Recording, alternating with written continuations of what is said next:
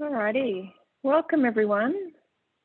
Thank you for taking the time out to join us today. Hopefully everyone can hear me and this is all working well. My favourite saying, and one that I find myself repeating over and over of late, is through adversity comes opportunity. And boy, haven't we all experienced a great deal of adversity through this pandemic.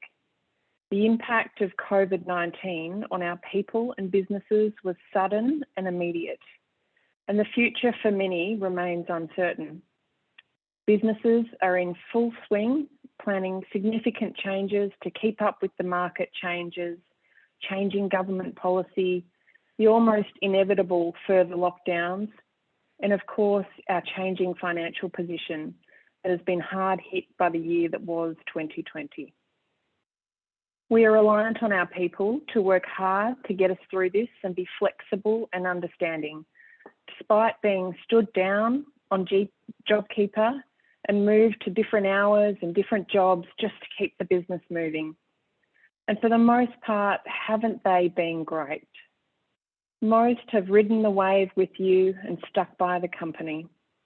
But as we emerge from this pandemic and new opportunities are born within markets, with new businesses being created almost overnight, it seems, and confidence and competition seems to be building again, you must now give back to those who stood by you and remained flexible.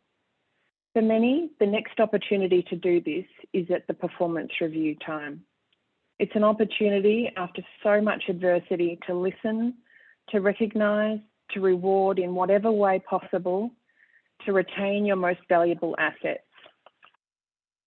Today, we'll be focusing on the online performance review module, or OPR, as you might hear us refer to it. We will discuss why you need it now more than ever. We'll also give you a demonstration of how Enable HR administrators can set up the OPR module and get ready to launch.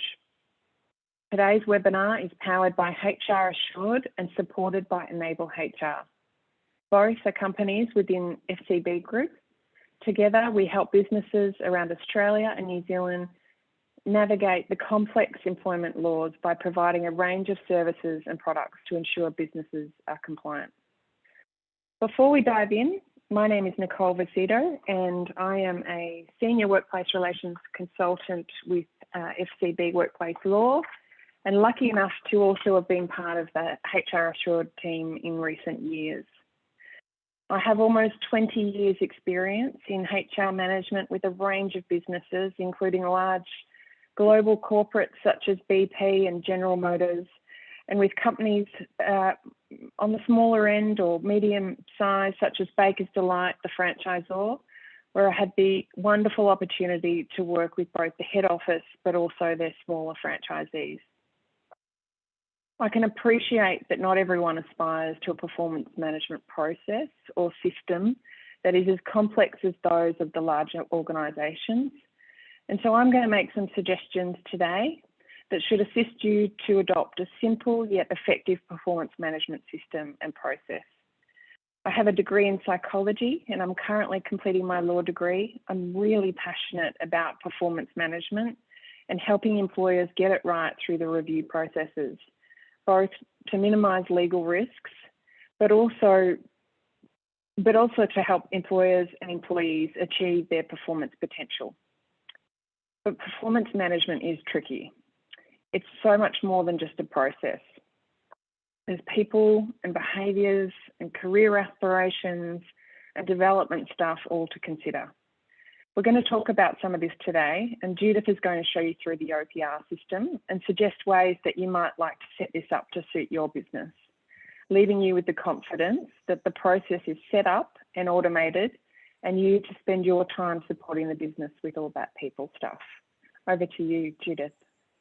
Thanks, Nicole. Hi, everyone. Once again, my name is Judith, and I'm one of the client success officers here at HR Assured and Enable HR. I have been with HR Assured for almost 2 years now, and I love working with clients across all industries and all sizes. I love technology, and I'm passionate about conveying technical information in a straightforward and usable format to all our clients. It will also be a good idea if you can actually open up your account while we are doing the demonstration later on, just so you can follow us while we are walking through the system. So for today, we have set aside 60 minutes for this webinar. And if you do have any questions along the way, feel free to type them into the webinar chat box. There should be like a Q&A section for you to do that, including your own name and the company name. So just in case if we can't cover all of the questions later on, we will be in contact with you directly to discuss about them. Okay, Nicole, can you talk us about why we should be doing performance review? Sure, thanks, Judith. HR Director magazine reports that a Gartner survey found that only 73% of organisations will be going ahead with performance reviews this year, in part because they accept that many employees will not have achieved their 2020 targets as a result of the pandemic. Is this logical or naive? Is performance management just about measuring results? Let's talk this through. Performance management doesn't need to be complex to be effective. In fact, quite the opposite is true. It needs to be simple to be effective. I'm on the wrong slide, apologies. Some businesses will not do performance reviews this year, and some generally don't do it or don't do it formally anyway. This is not a criticism. It requires an investment of time, and for some, it might feel like you're opening a can of worms, problems that you know or suspect might exist, but don't feel equipped to deal with just yet. There's many reasons why employers don't do cyclical performance reviews, including the obvious. They're time poor. It is an investment in time. I can tell you firsthand, although we do performance reviews at FCB, of course, mine was scheduled earlier this year, and I think it occurred 1 or 2 months later, but it happened. Another reason are that these discussions can be difficult, and sometimes our leaders don't feel capable or confident in having difficult discussions. It can sometimes be viewed as an administrative task. At the end of the day, sometimes it's that static document that comes out of it. That's the output that we see, and nothing comes of that. It can be seen as adding no value. There are things that we need to assess in terms of performance that are not as measurable as we'd like them to be, or sometimes it takes a lot of time and input to obtain measurable results to assess that performance. Sometimes companies have limited career options. Some of our smaller businesses that are with us today might be able to resonate if they have just a number of positions in their business, and people are very much pigeonholed into the positions that they're doing. Some managers just purely like to give on-the-spot feedback and feel that that's enough to keep their employees going and motivated and engaged and doing what they really want them to be doing. Others like to rely on KPIs alone. And one thing I want to talk about on the next slide is the fact that performance management is not just about results. So I'll challenge you on that. Sorry, Judith, not quite ready for that slide yet. So I'll challenge you on that thinking a little bit. Performance management or performance is not just about results, it's also about behaviours that go along with it. Another reason for avoiding performance management reviews is that inevitable expectation that employees might have of a salary increase that comes about from that performance review if they've done a great job. But let me tell you, there's a number of things, and some of these you'll already know, so apologies for those who I'm sort of telling things that they might already know, but let's reflect on some of these anyway. There's a number of things that you'll get out of a performance review process beyond just the mere tick and flick of whether or not employees have achieved those performance goals that were set. The first and probably most important is engagement. Employees look forward to performance reviews. It gives them that one-on-one attention with their leader, and sometimes that leader is their role model. It gives them acknowledgement, which can for many people be a real career driver. It's all they need to feel satisfied in their roles. And that intangible feel-good feeling that people get from receiving feedback and acknowledgement and recognition of their effort and not just their results. One of the other things that you might find through doing performance reviews is that you can identify flight risks before they even arise. And for some, that can be really critical. You might identify that someone's genuinely not happy. You learn that what they're expecting in their role or what they'd like to achieve or where they'd like their career to go is just not going to be fulfilled, or so they think, in their current role. And this is all really informative for your decision making as businesses. From this also comes the opportunities to succession plan.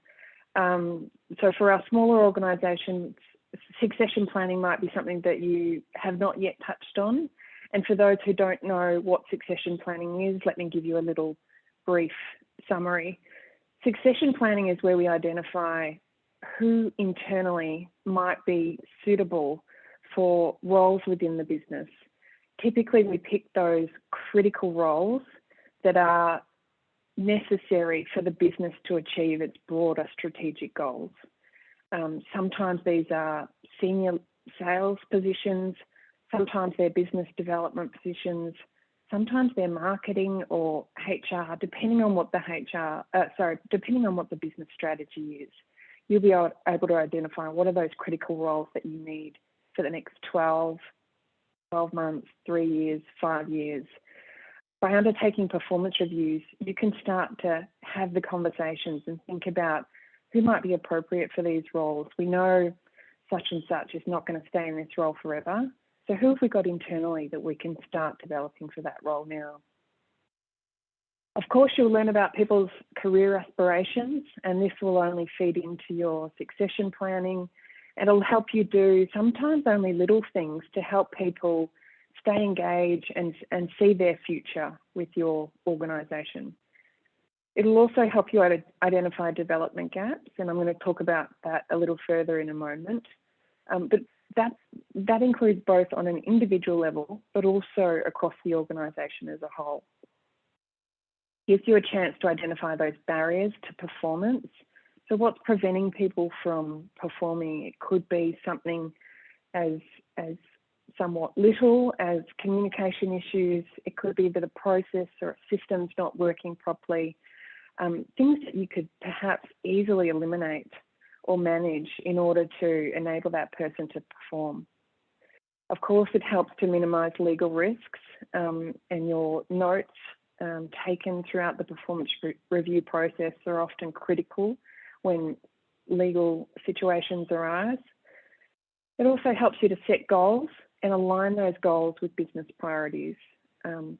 Having worked at BP, as I mentioned, which is an enormous organisation, you can imagine that in order to have that ship going in the right direction, it needed everyone to be having goals that were aligned in that same direction. Otherwise, it was difficult. So the same goes for small, medium, large size organisations. Everyone needs to be facing and moving in the same direction in order to get where you need to go. Performance reviews also give individuals that recognition for their, not always results, but also their efforts, and change happens. You know, I'm sure many of you are going through changes this year following the pandemic year last year, making changes so that you're ready to deal with this if it arises again in the future, or changing direction, or taking advantage of new market opportunities. And so this helps you make sure that all your employees are again focusing on those new business goals and new direction. I'll leave you with this one thought, which you can see down the bottom there. If you were to invest 30 to 50% of your own salary in shares or some form of investment, wouldn't you want to know if it's performing well now, but also if it's going to continue to perform well in the future?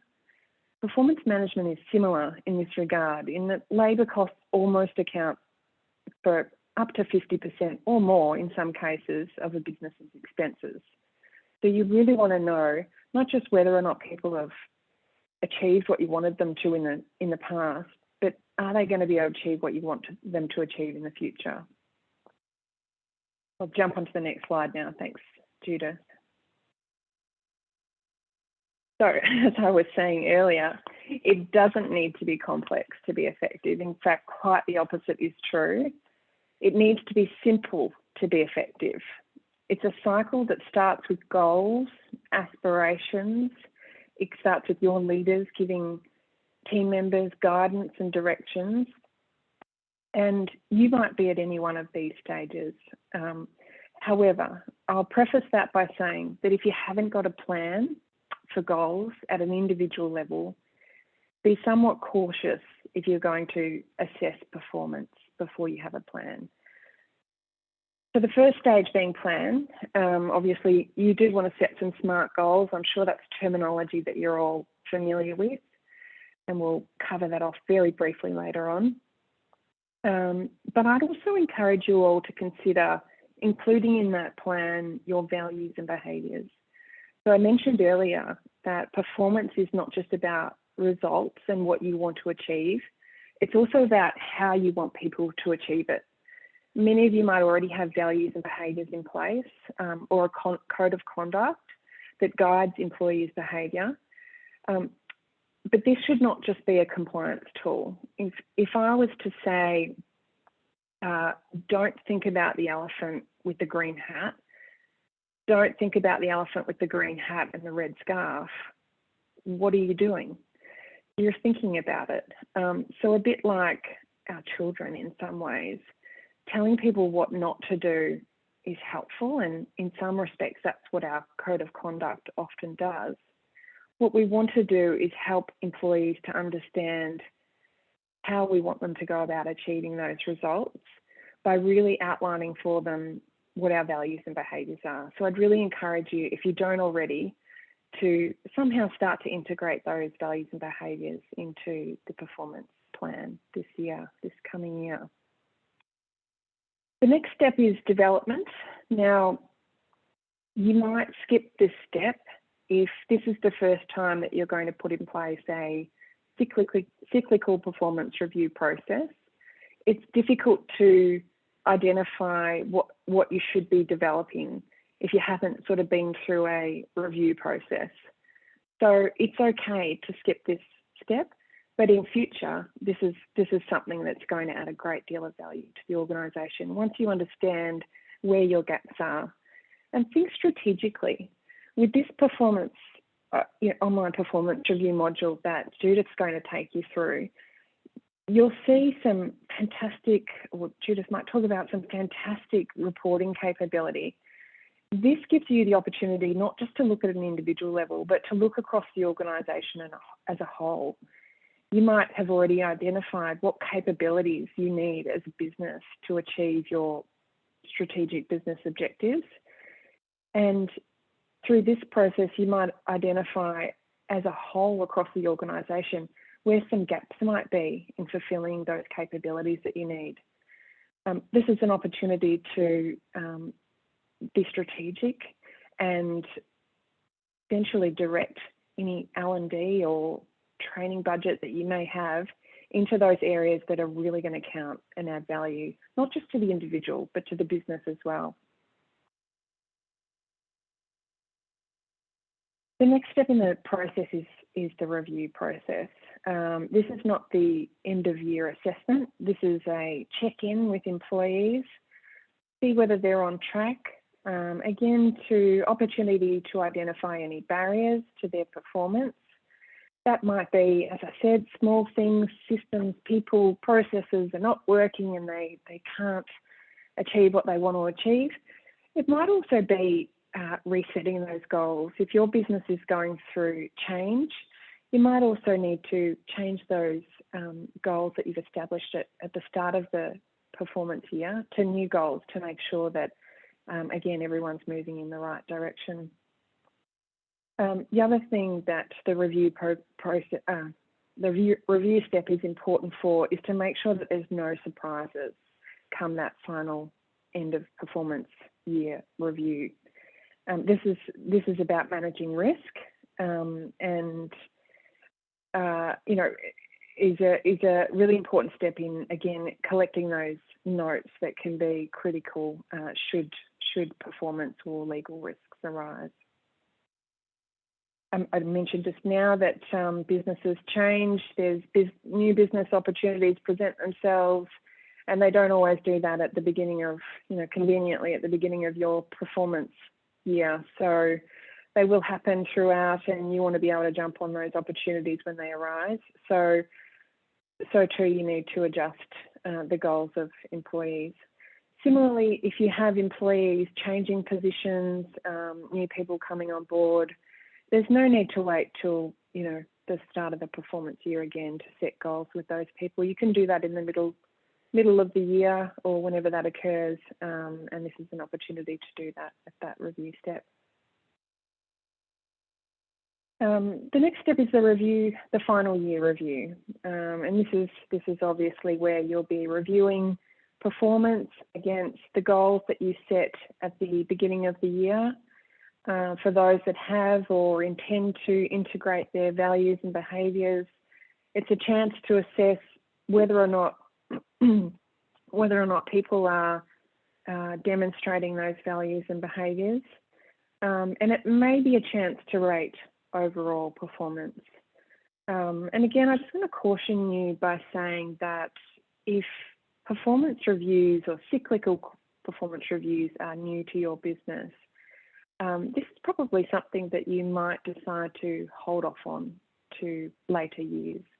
Or likewise, if you have been using a paper-based system or some other form of system and you're going to move on to using your HR Assured OPR module, you know, that involves a bit of change, not just in implementing the system, but it also involves a bit of change for employees and managers to become familiar and comfortable with.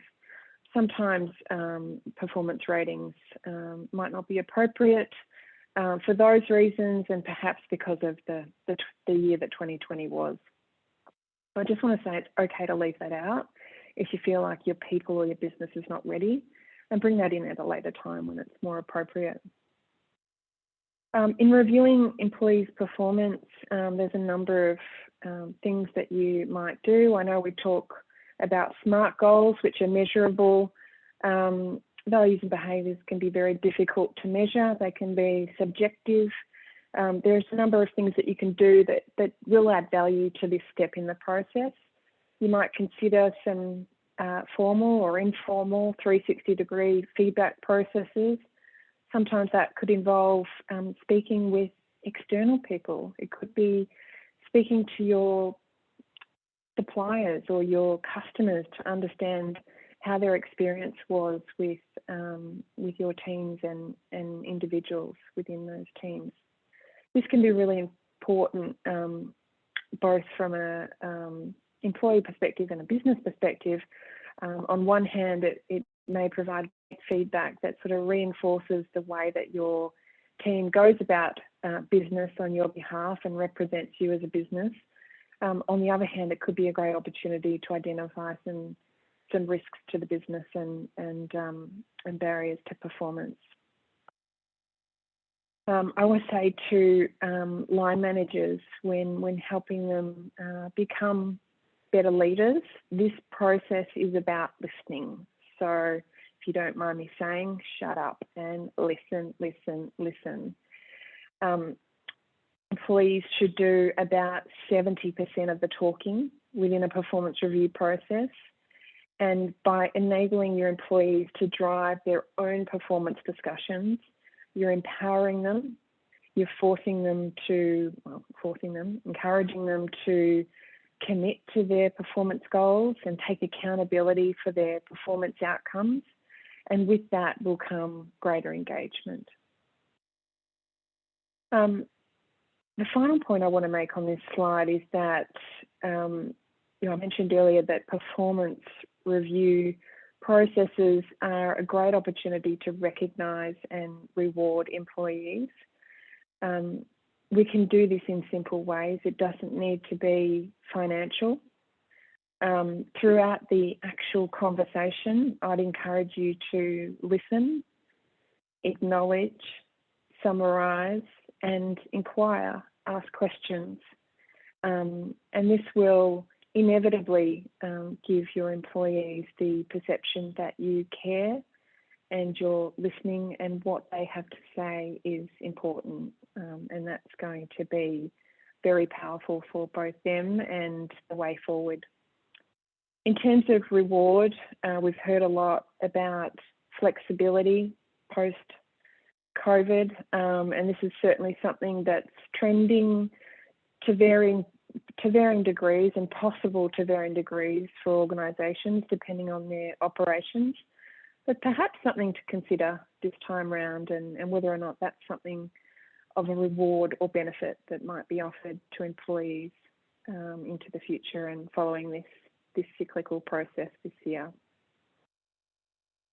So my main message there is keep it simple and do lots of listening. Jump onto the next slide. Thanks, Judith. So if I haven't convinced you already, and you are needing to build a business case for your organisation to implement this module, if you're not already using it, I'd encourage you to think commercially and do your own return on investment calculation. A return on investment is essentially looking at the end value of having something in place and deducting from that the initial investment that you might need to make in order to get there. It's a measure of financial gain or loss, and I'm confident in all of your cases it will be a case of financial gain. You could go further and look at the internal rate of return and all those sorts of things, but we won't go into that today. So some of the things that you might incorporate in that return on investment calculation, obviously your time and cost savings. Time equals money, your labour cost that it takes to go through your current processes. How long does it take you to send out all those emails and get them back and file them electronically or as hard copy versions? How long does it take your managers to write or type their notes and send them out to employees and back to HR or to whoever's doing the filing? Versus the time and cost that it's going to take to implement this module. Judith's going to take you through some really simple steps to make that happen, and hopefully you'll feel confident at the end of that it's achievable and not going to come at a great cost. Ultimately, you'll end up with a fully automated system, and a lot of those administration costs that you might once have had year on year will be far less for you. I mentioned earlier that the reporting is fantastic within our system. We really do take a lot of pride in that. And this is something that you should really get into and have a look what it can do. Think about it when you're setting up your performance management or performance review form and goals and things like that. Think about what kind of information do you want to get out of the system in the form of reports when you're setting up those initial performance review templates. The information that you could get is only really limited by your own creativity. Some of the things that you might like to know are what percentage of people are underperforming, and you might achieve this by using some performance ratings, or what percentage of people are top talent that are exceeding your expectations. And interestingly, where are these results coming from? Is it the same managers reporting the same people all as exceeding expectations or underperforming? That might give you some clues as to whether or not you need to do some work with your leaders. It could also give you, as I mentioned earlier, some really valuable information on your organisational capability gaps. I've got an example here. let's say your business is going to take advantage of this,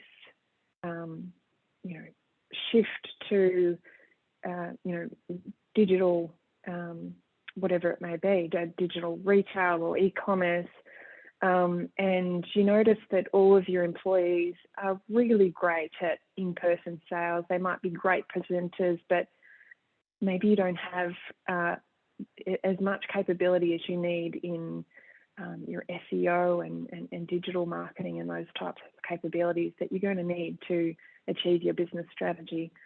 So you could get some really handy information about your capability across the business from some of these reports. And ultimately, this should really guide where you're going to spend your training budget. So I mentioned that the process was automated. This results in consistency and transparency. And from an employee perspective, this means that everyone's treated the same, and that perception of fairness is really important. There's also a cost that comes with risk, or potential cost, I should say. So having your process online means that you will have notes in real time that you can access. They may become very important down the track in managing any legal risks or performance risks that arise. So I mentioned that your HRA Cloud module is available 24/7 from any device. You can sit on the couch with a glass of wine of night time and review your employees' performance. We do offer a best practice framework. We've had a number of people with varying experiences have input into the setup of this framework for you. So it provides you with a lot of guidance. But having said that, it's yours to design as you see fit. You can use your own language, set it up in a way that's customized to your business.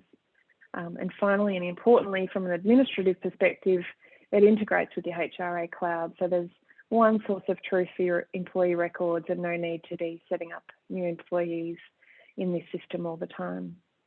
So hopefully I've convinced you that it's the right way to go and given you some insight into some of the other benefits that you might get out of it. And I'll hand over to Judith. Okay, once we have logged into the system, first of all, we'll need to go to the Performance Review admin page. So this is located on the top right corner. Once you click on Settings, then you will be able to locate the Performance Reviews option. So once we click on that, then you will be brought to this Performance Review administration page. And first of all, we will start off with the rating scales.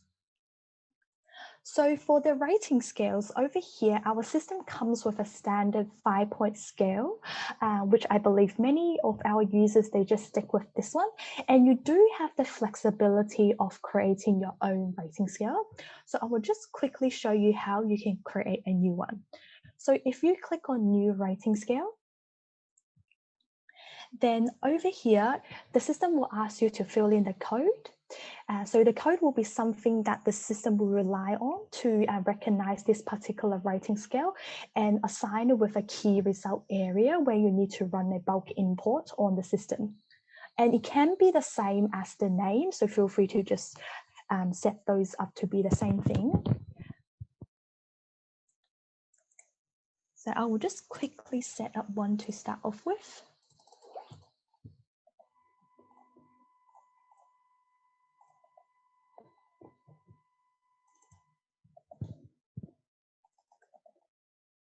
So for the satisfactory one, I will just put the score as 5, while for the unsatisfactory one, I will just put it as 1 point. And you can then remove any of the excess rating scales, or you can add in additional options if that's required. So in my case, I will just remove these excess ones. And once I click on Create, then you'll be able to locate the new rating scale now has been added to my dropdown. Okay, so once you have determined which rating scale you would like to use for your key result areas, then we can definitely now move on to our key result area tab. So over here, once again, our system does comes with some built-in KRAs that are ready for you to use. And once again, you do have the option to create your own.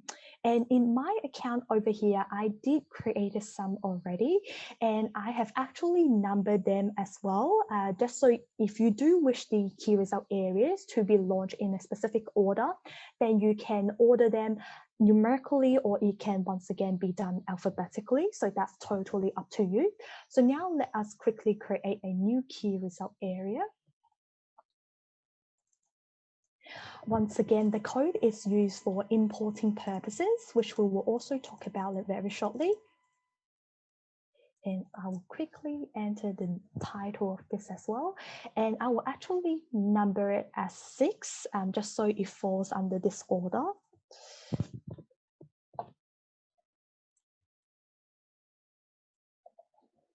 And I will just put in a description, and I will also put in some KPI information. Okay, and then over here, you can see that there's a checkbox for comment is compulsory. So if you do wish your primary assessors and assessee to enter a comment when they are reviewing for this particular KRA, then feel free to check this tick box as well. And it's also optional whether you would like to include a rating scale or not. So if you do wish to include a rating scale, then you can select the rating scale that you have set up under the rating scale tab, so they will be shown up here. Or if you don't need a rating scale for this KRA, then you can just leave it as the first option as no rating scale. So if there's no rating scale, then the comment will become compulsory. And you can also include a not applicable option as well.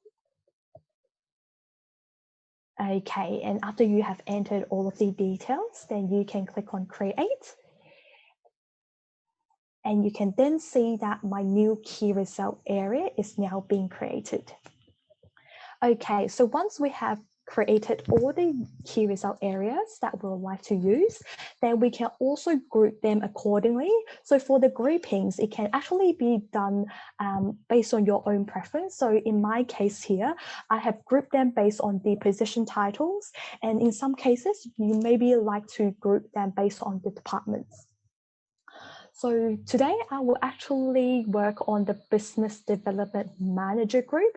So over here, I would actually like to add in the new key result area that I've just created. So if I click on edit, then it's just about selecting that key result area that I would like to add. And then I can click on update. So to create a new group is also quite straightforward as well. So if you just click on new grouping, then you can put in a code and then name it accordingly. And then the rest is just about pick and select which are the KRAs that you would like to assign to this particular group. Okay, so once we have everything set up here, then now we can go ahead and assign our key result areas or the KRA groups to our employees.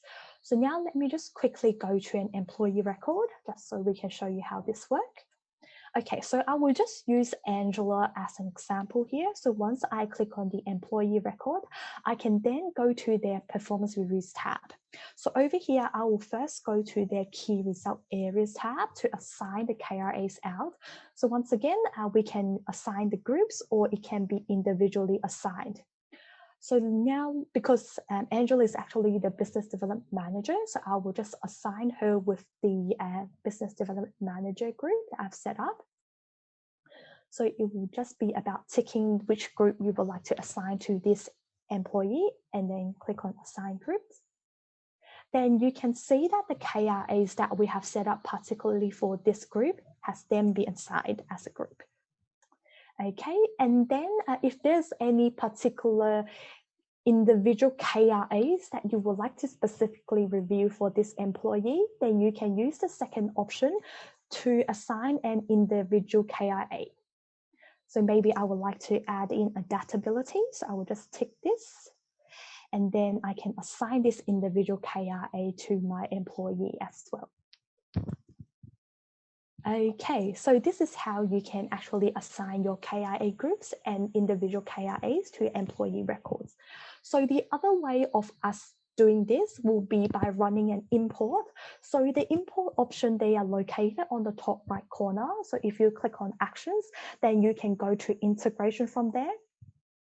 And over here, you can see that there are multiple imports that you can do.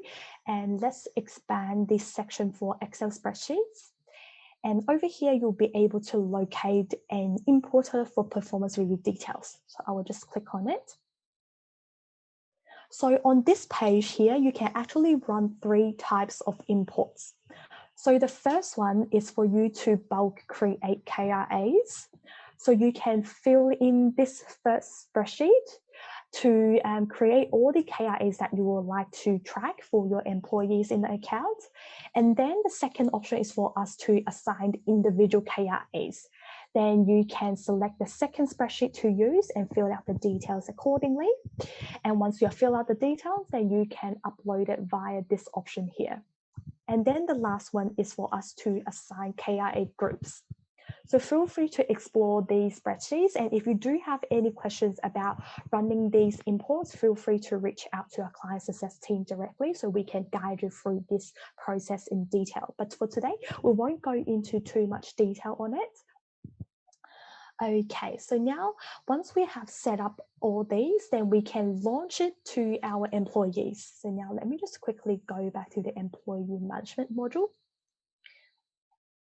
Okay, so for our online performance review checklists, they are located in this employee management purple button. So once you click on it, then you will be able to locate our 2 performance review checklists. So the first one we have here is the new one, while the second one that we have is the standard one. So once again, our new scheduled performance review checklist has a more flexible process, just in case if your managers do wish to go back and edit their initial comments, then this is the checklist that will give you the option to do that. And for today, we'll just use the scheduled performance review checklist as the example. So both of these checklists, the process will be the same, except it's just the flexibility that comes with hand. Okay, so once you have selected the performance review checklist that you would like to use, then you can decide whether you would like to initiate a brand new one, or if you have previously started a checklist, then the second option is for you to resume to a checklist that you have already started. And in today's case, let's just start off with a fresh one. And then I will just select Angela. Okay, so once we have selected the employee, and now we are at this online performance review checklist. So first of all, we will need to set up the performance period. So let's say I would like to run this performance review based on the this financial year. So let me just quickly set up the date. So I will set up the start date to be last year, the 1st of July. And then I will set the performance period end date to be the end of June this year. Okay, and then the next dates that we need to set up will be the actual dates that you would like to run this performance review process with your assessors and assessees. So I will just set it as from today, and then I will maybe give them approximately a month to do this.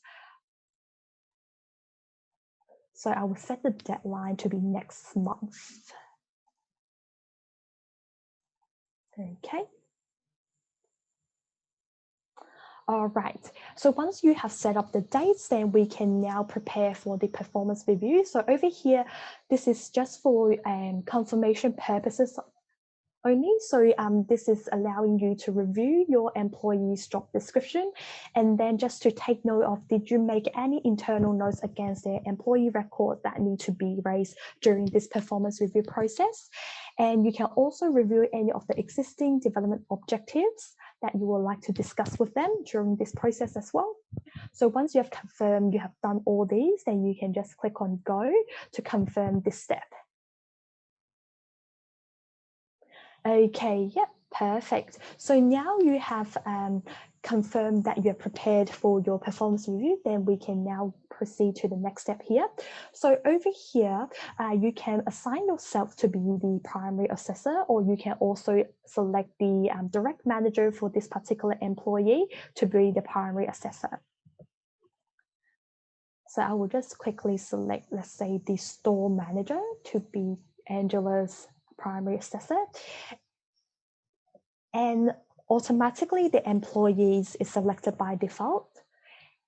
And the system also gives you the option to select an additional assessor. So you can include an additional person to review for this employee. So this can be a peer or another manager that manages this employee as well.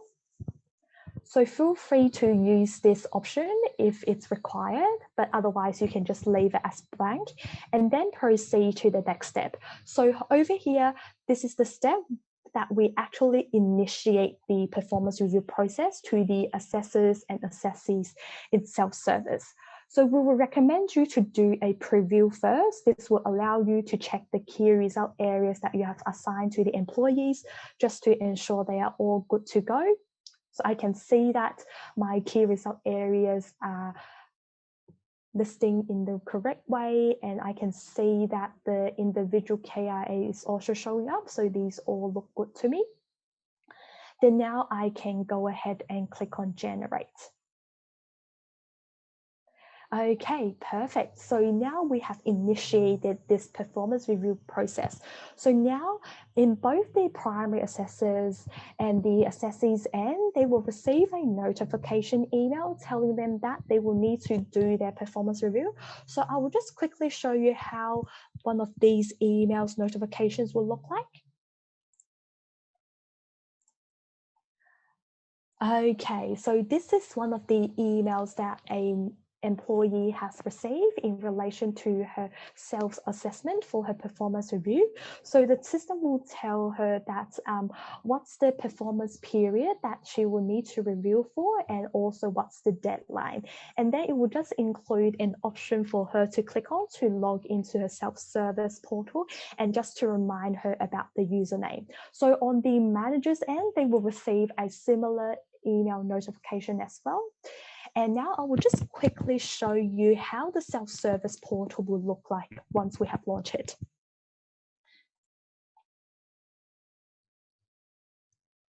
Okay, so this is an example self-service portal. So over here, you can see that the employee has a new inbox task for her to do her self-assessment. And once she click on it, then the system will be able to bring her to the actual performance review that she needs to do.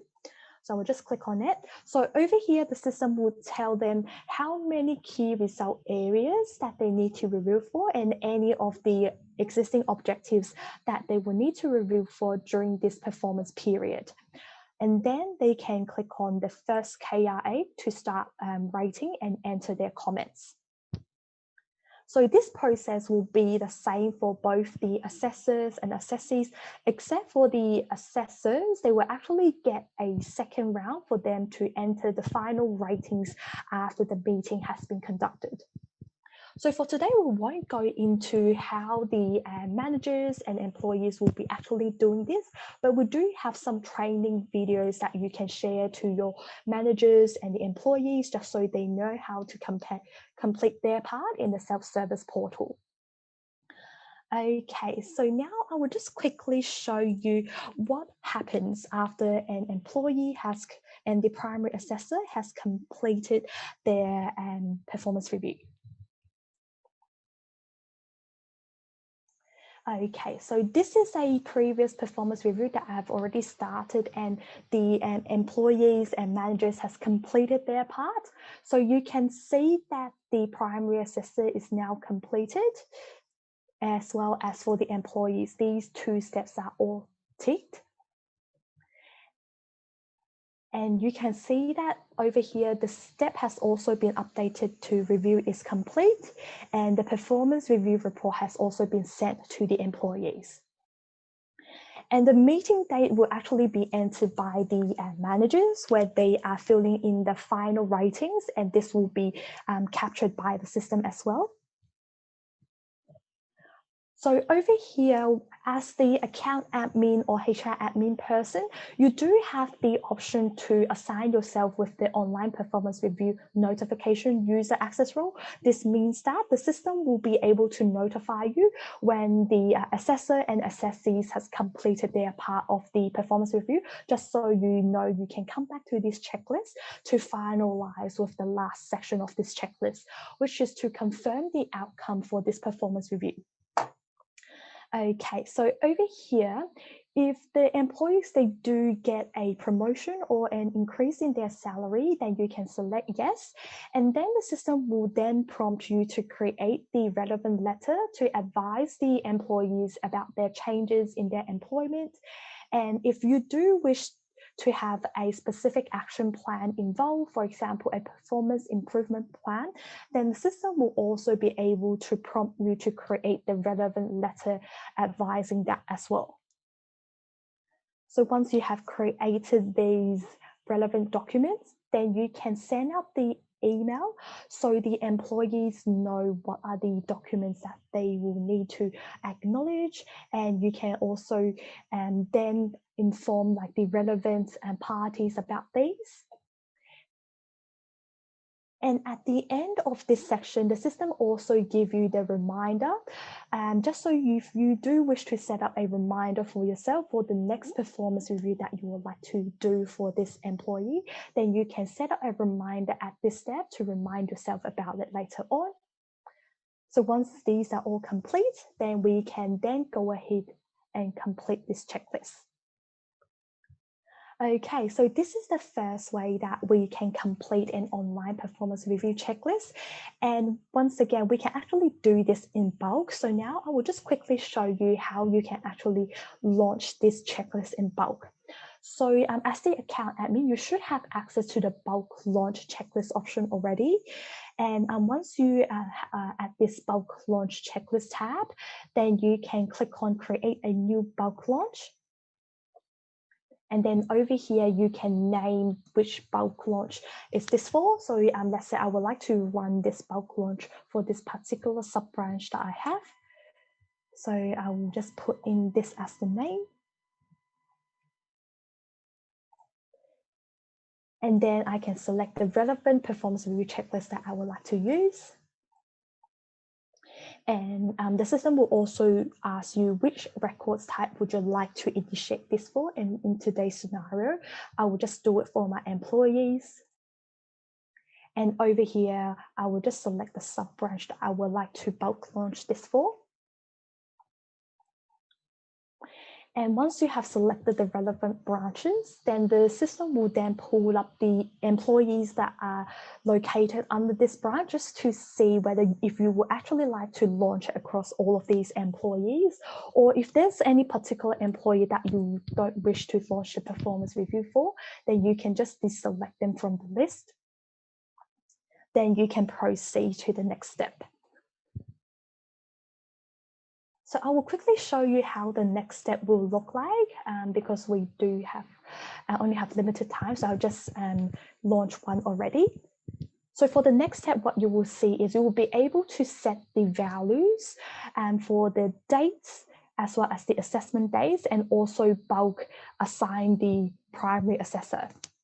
So you should only need to worry about the first row here, and then the system will be able to apply the same value across all of these employees, but you do have the option to change the particular details. So let's say for this employee, if I actually want to change the primary assessor to someone else, then I do have the option to do that. So I will just click on change, and then I can select another person to be their assessor, like this. And then once I'm ready, then I can click on launch to actually launch this checklist across all of these employee records. And then the process will remain the same as how we'll launch it individually. Okay, perfect. So yes, so that's how we can actually launch the performance review process using HRA Cloud. And now we'll just quickly move on to the few reports that you can actually pull after you have initiated the performance review process. So for all of our reports, they are located on the left-hand side. You will be able to see that there's a reporting page. And over here, I have just expanded the online performance review report. So over here, you can see that we do have many reports that you can pull specifically about online performance reviews. So some helpful ones that I would like to point out will be the performance review submission dates by record. So this will be a very helpful one for you to track the submission dates of the employees as well as the assessors. And another helpful one that you would like to know would definitely be the rating scale, the rating variance report. So for the rating variance report, it will allow you to compare the ratings across the organization, and then you will be able to see how different employees have rated differently for a specific KRA. And once again, you can also do a similar comparison for KRA groups. So this one will then pull the KRA group results for, so it can be like a specific position title, or it can be like a very specific KRA group. And also this report can actually be pulled in HTML format, or it can also be pulled in CSV format, depending on which way works better for you. So we definitely recommend you to explore all of the reports that we have available and see which one works for you. Okay. Yep, so that's all we're going to cover for today's webinar. And if you do have any questions, feel free to reach out to our client success team. Otherwise, there are also many helpful materials on our knowledge base. So don't forget to check out our knowledge base as well. Okay, thank you so much everyone for attending today's webinar. Have a great day. See ya. Bye.